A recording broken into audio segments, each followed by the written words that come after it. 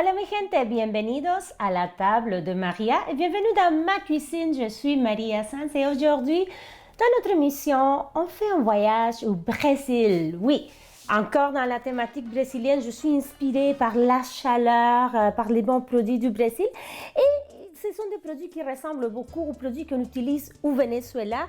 Donc, ce n'est pas une coïncidence, on est des voisins, n'est-ce pas, le Venezuela et le Brésil. Donc, avant de rentrer en action avec notre recette d'aujourd'hui, évidemment, on va se faire un cocktail comme d'habitude, un cocktail avec la thématique des ingrédients qu'on va utiliser pour notre recette principale. Vous savez, hein, depuis 2013, je suis chez vous à chaque semaine avec une thématique. Je suis la queen, la reine des thématiques. Donc, pour la thématique, on va utiliser le lait de coco. Donc, le lait de coco dans notre cocktail et également le lait de coco dans notre recette de poulet qu'on va faire après la pause. Donc, c'est un cocktail en fait. Ça peut être sans alcool, ça s'appelle batida. Donc, batida, que ça veut dire smoothie. Tout simplement smoothie. Donc, on va le faire dans notre petit blender. L'alcool par excellence au Brésil, c'est la cachaça. Donc, avec la cachaça, on fait la caipirinha. Donc, j'en ai déjà fait il y a une couple de semaines ici à l'émission. J'ai fait la caipirinha, mais aujourd'hui, on va l'utiliser différemment dans notre cocktail qui va ressembler peut-être un peu à la piña colada dans la façon qu'on va le présenter. Donc, dans le blender, on va venir... Je vais essayer de ne pas trop faire de dégâts. Oh, ça va bien. On va venir ajouter une once de lait condensé, très sucré, qu'on utilise beaucoup au Brésil, également au Venezuela. Imaginez-vous, quand j'étais petite, il y avait tout le temps dans ma boîte à lunch une petite canette, parce que oui, il y a en fond des petites canettes version boîte à lunch pour les enfants. Imaginez à l'école. Donc, c'était une collation, c'était mon dessert parfois dans ma boîte à lunch. Ensuite, on va ajouter du lait de coco. Voilà, la même quantité, une once approximativement. Donc, c'est du lait de coco nature, pas de sucre. Ensuite, donc, je vais profiter pour me faire une petite déco. Rien de compliqué. Voilà, petite déco. On va ajouter également du jus de lime qu'on va utiliser également dans notre recette de poulet. Donc, le jus de lime et le lait de coco. Ensuite, un autre ingrédient que j'adore, c'est le concentré des fruits de la passion au maracuja. Dans certains pays, où nous on l'appelle au Venezuela parchita. Donc je vais mettre pas tout à fait une once, juste un peu. Donc c'est le concentré de parchita maracuja que je l'achète congelé. Donc 100% fruits, pas de sucre, rien d'ajouté. C'est super pour faire des... Donc jusqu'à maintenant, ça serait vraiment la version sans alcool, superbe. Mais évidemment, on va ajouter la cachaça. Donc, cachaça, c'est un alcool, c'est comme une eau de vie qui est faite avec la canne à sucre, que c'est brésilien. Voilà, 12 onces de cachaça, sucré. Et ensuite, tiens, je vais la mettre ici parce que c'est joli. Je ne sais pas si vous avez remarqué, en parlant des thématiques, je suis habillée en vert comme le drapeau du Brésil.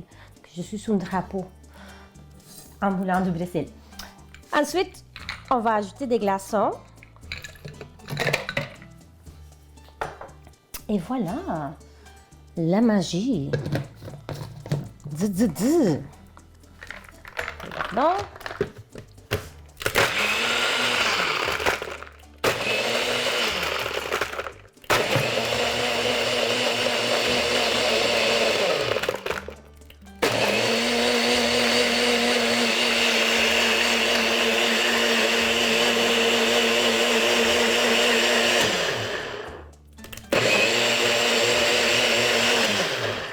Voilà, bien mélangé.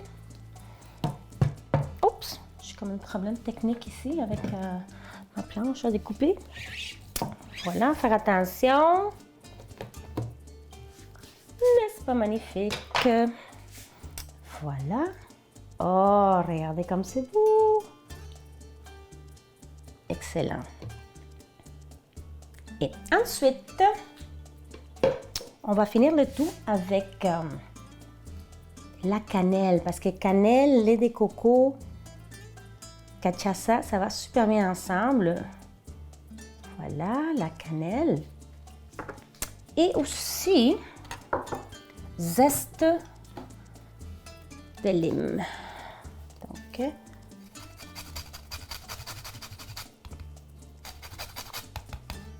ouh là là, comme c'est beau, fancy. Oh oui, que c'est joli. Excellent. On met notre petite décoration. Bye. Et voilà. Salut.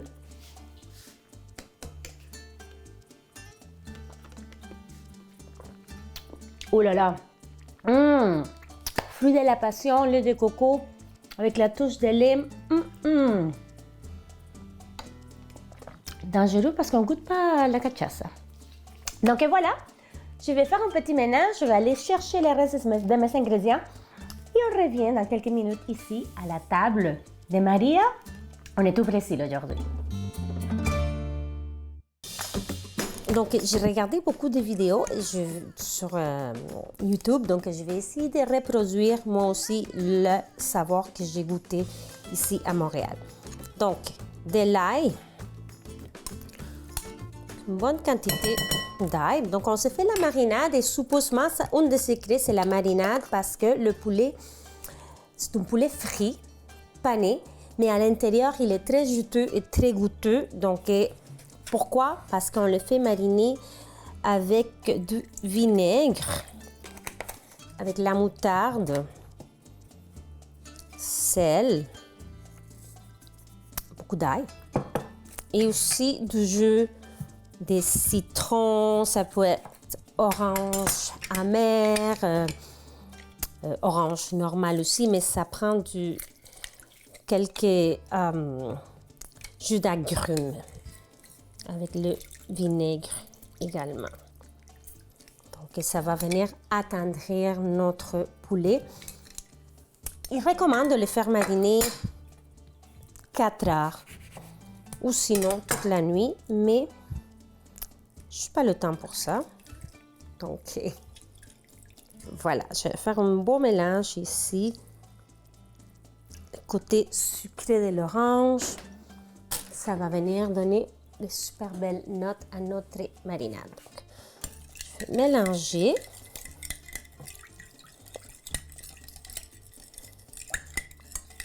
Voilà. Donc, pour la petite histoire, voilà, la grande histoire. C'est un immigrant espagnol qui est arrivé au Guatemala et il avait hérité ou acheté une ferme de poulets où quelqu'un lui devait l'argent qu'il lui avait payé avec une ferme de poulets. Et à ce moment-là, le poulet n'était pas si populaire que ça au Guatemala. Donc lui, il s'est dit, il faut trouver une façon de rendre le poulet plus populaire, que les gens aient envie de manger du poulet.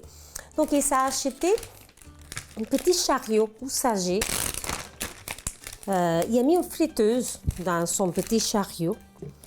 Puis, il a mis devant une salle de cinéma. Donc, il s'est dit, bah, je vais vendre du poulet frit à la sortie du cinéma.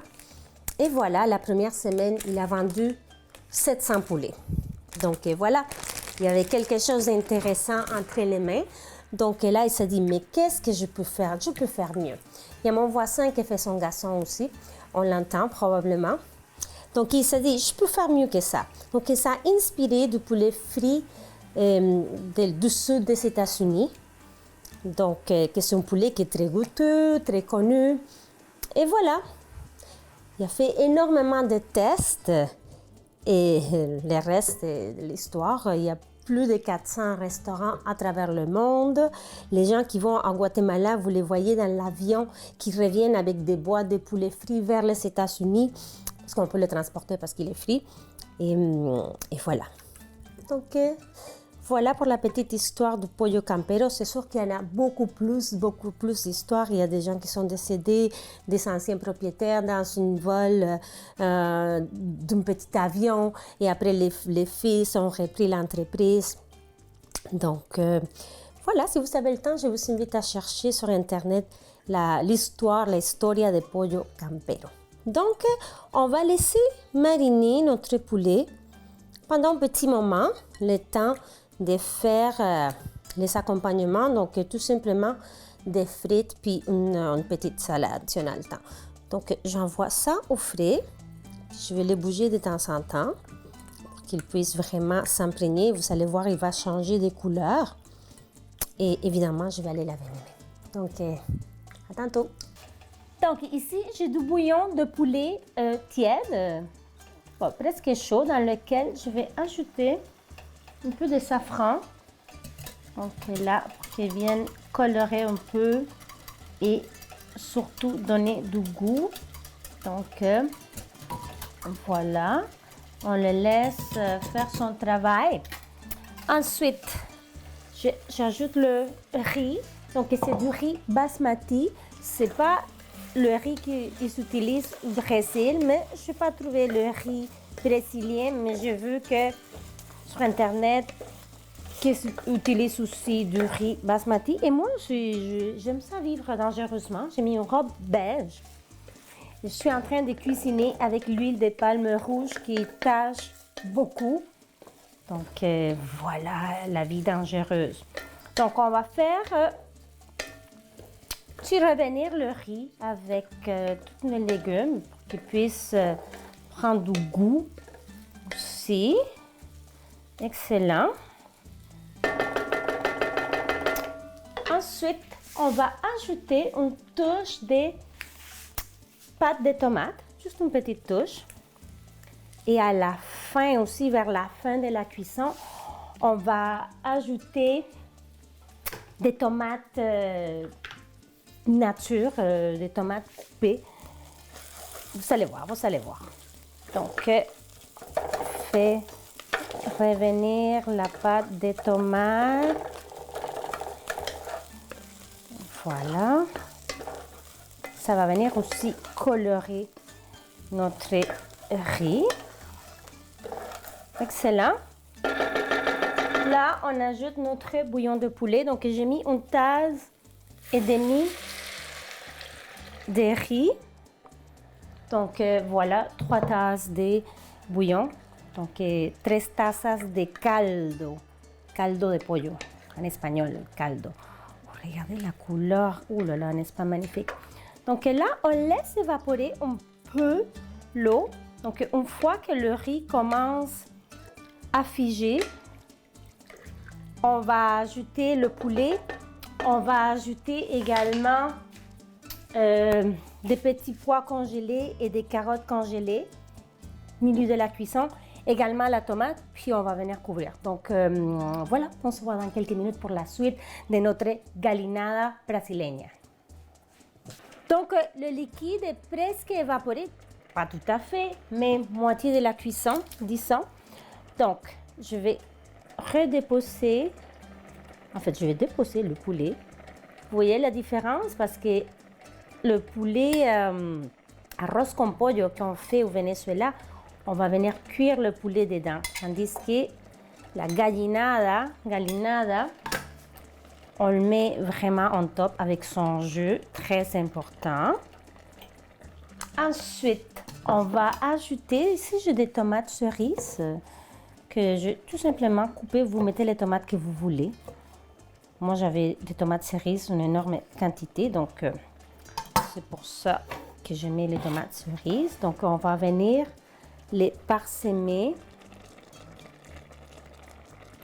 Voilà, j'adore que c'est super coloré. Et je ne sais pas pourquoi ils mettent les tomates à la fin, j'imagine parce que comme ça le riz colle pas. Je ne sais pas. Ensuite, on ajoute nos petits pois et carottes congelées aussi, qui vont finir la cuisson avec la vapeur. Donc, j'essaie de les mettre autour du poulet, pas sur le poulet. Voilà. Comme ça, je laisse le poulet vraiment qu'on le voit. Puis là, on va mettre la température. On va vraiment baisser la température et finir la cuisson couvert. Donc, la vapeur va finir la cuisson du poulet. Aussi, les petits pois, les carottes et la tomate. Donc, on se voit dans quelques minutes.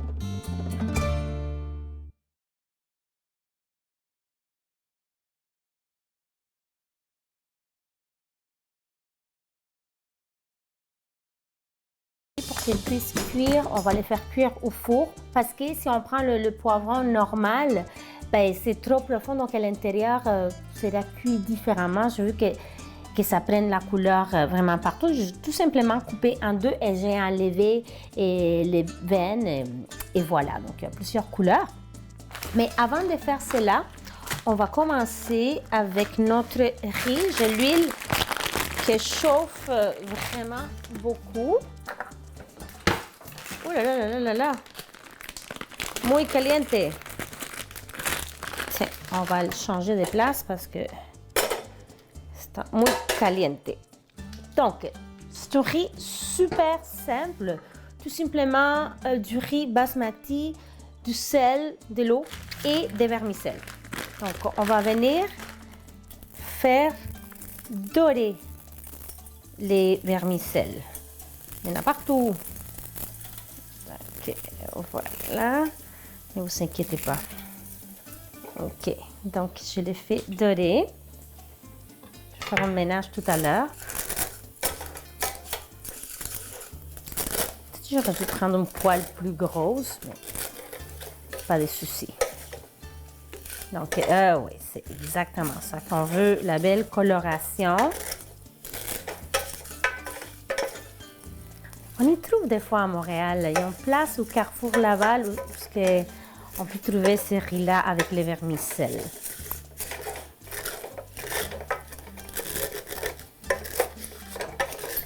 Okay, très bien coloré. Essayez de colorer partout. Et on va venir ajouter le riz pour le colorer aussi.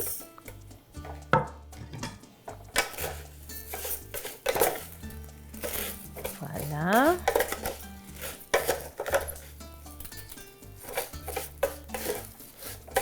Il y en a partout.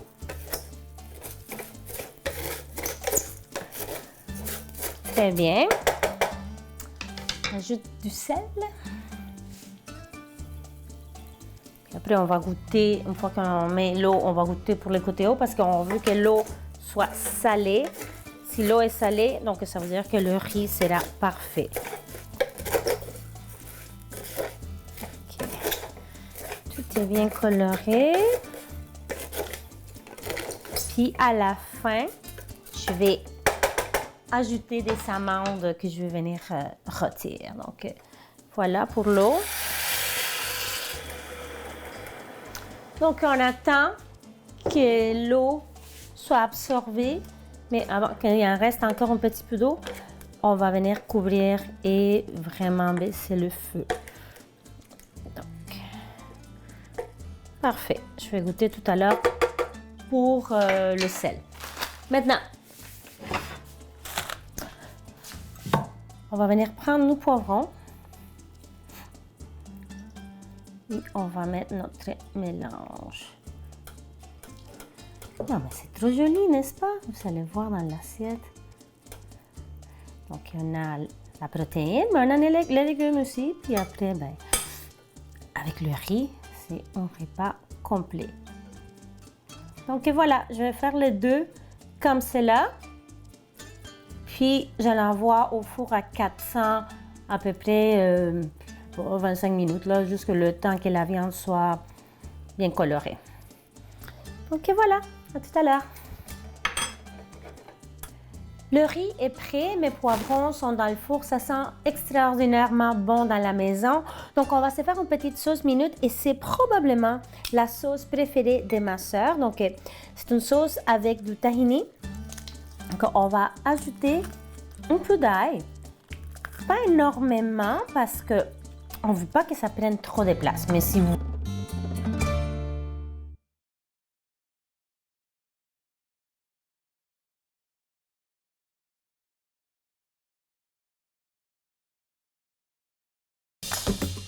Oh my goodness, regardez-moi ça, le fromage parfaitement fondu, il est magnifique, il est beau et il sera délicieux. Je fais attention parce que mon poêlon est encore chaud.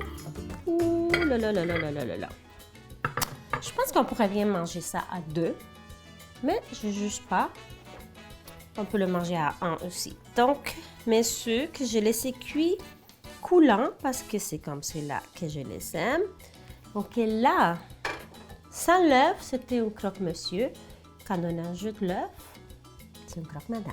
Donc voilà, on est dans les croque-madame ici. Je vais le couper pour faire couler un petit peu l'œuf. Ah, oui. Oh là là là là. Je vais aller jusqu'au fond pour vous montrer l'intérieur. Voilà. Ouh là là.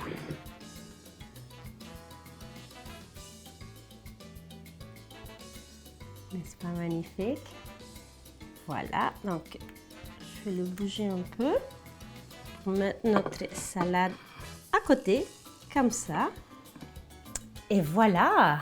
Avant de m'attaquer au sandwich, je vous invite à nous suivre sur les médias sociaux, ici Télévision sur Facebook, également Maria San sur Facebook. Allez faire un j'aime dans nos pages respectives. Ensuite, Instagram, ici Télévision, moi c'est Maria San COM. Je suis sur TikTok, YouTube, Twitter. Allez me chercher et voilà, vous allez trouver mes recettes. On se donne rendez-vous ici, dans ma cuisine, à Villeray, à Montréal, pour continuer la découverte de la gastronomie autour du monde. Et je vous souhaite une joyeuse Saint-Valentin. Feliz San Valentin y buen provecho. Allez, je vais prendre un peu d'œuf, jambon, fromage, béchamel, pain, trempé ici dans l'œuf. Là, là, là, là, là.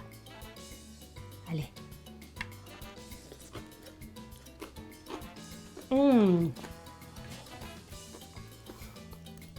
C'est bon.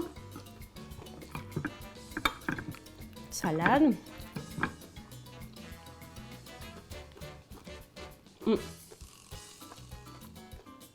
Très fière de moi. Hasta la próxima. Besitos.